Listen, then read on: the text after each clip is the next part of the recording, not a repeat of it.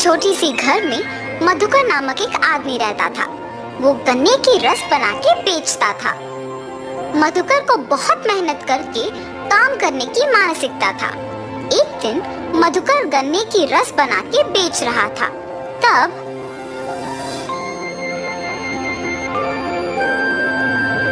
मधुकर, तुम गन्ने की रस बहुत अच्छा बनाते हो। हाँ मधुकर, तुम्हारे हाथों में जादू है। ऐसे गन्ने की रस पीते मधुकर की प्रशंसा करते थे लोग। मुझे आलसी ना होके मेरे गन्ने की रस के बारे में सबको पता चलने के लिए अच्छा और स्वादिष्ट रहने वाली गन्ने की रस बनाना होगा। ऐसे हर रोज वो और स्वादिष्ट गन्ने की रस बनाने का प्रयत्न करता था। वो दिन प्रतिदिन स्वादिष्ट और ताजा गन्ने की रस बनाने के कारण उस गांव में बहुत प्रसिद्ध था।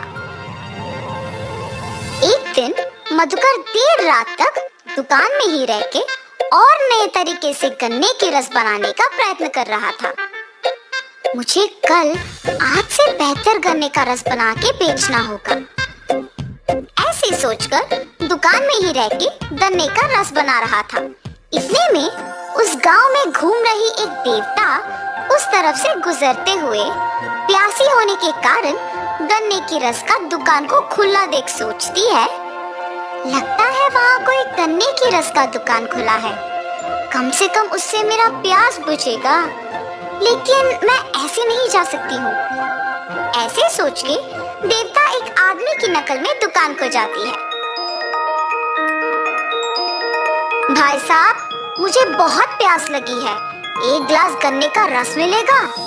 जी भाई साहब, अभी मैं इनको अदरक और नींबू को मिला के बनाए हुए गन्ने की रस देता हूँ।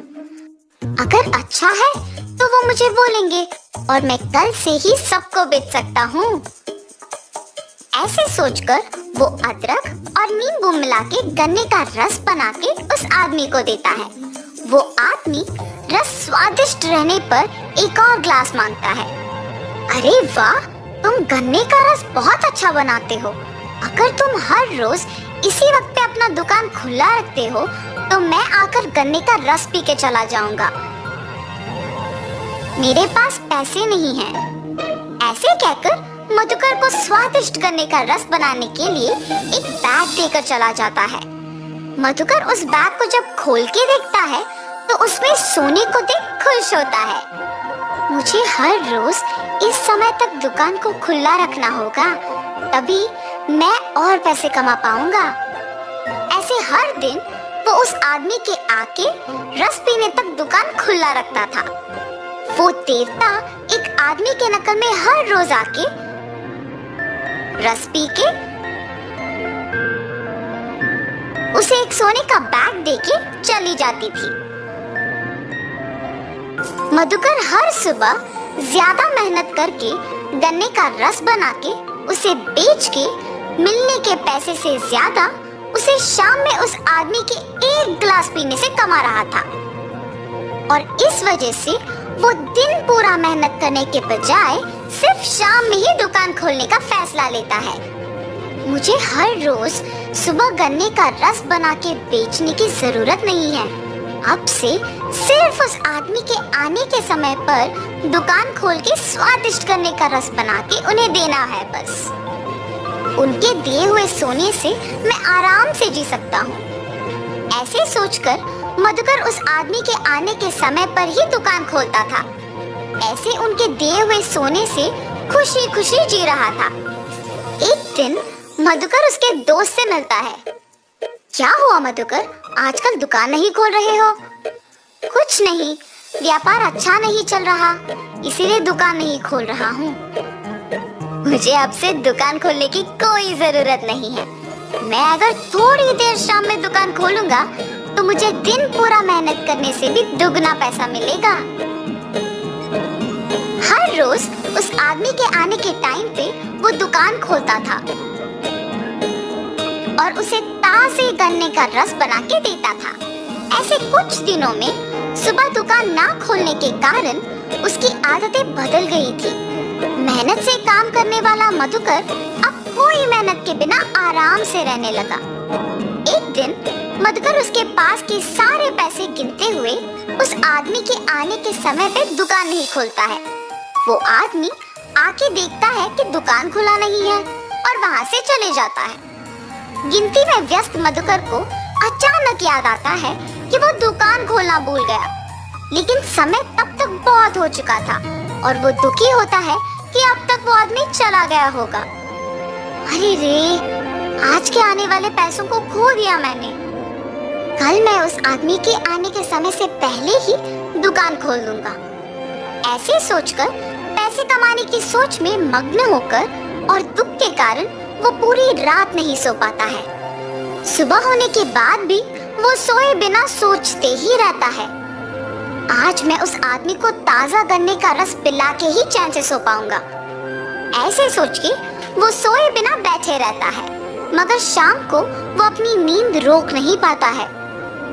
उस आदमी के आने से पहले बहुत समय है ना, इस बीच में थोड़ी देर के लिए सो के उठ जाऊंगा। और सो जाता है। ऐसे उस आदमी के आने के समय पे भी सोते ही रहता है। आदमी जब गन्ने का रस पीने दुकान आता है तो दुकान फिर से बंद रहता है। ये दुकानदार न जाने क्यों आजकल अपना दुकान नहीं खोल रहा। कल भी दुकान बंद ही था, कल से यहाँ ना आना ही बेहतर होगा। ऐसे सोच के वो आदमी वहाँ से चला जाता है और जब तक मधुकर उठता है तब तक तो बहुत देर हो चुकी होती है। हाय भगवान, आज भी मैं दुकान खोल नहीं पाया। वो आदमी आकर देख के चला भी गया होगा। अगले दिन वो ध्यान से दुकान उस आदमी के आने के समय पे खोलता है, लेकिन बहुत देर इंतजार करने पर भी वो आदमी लौट के नहीं आया।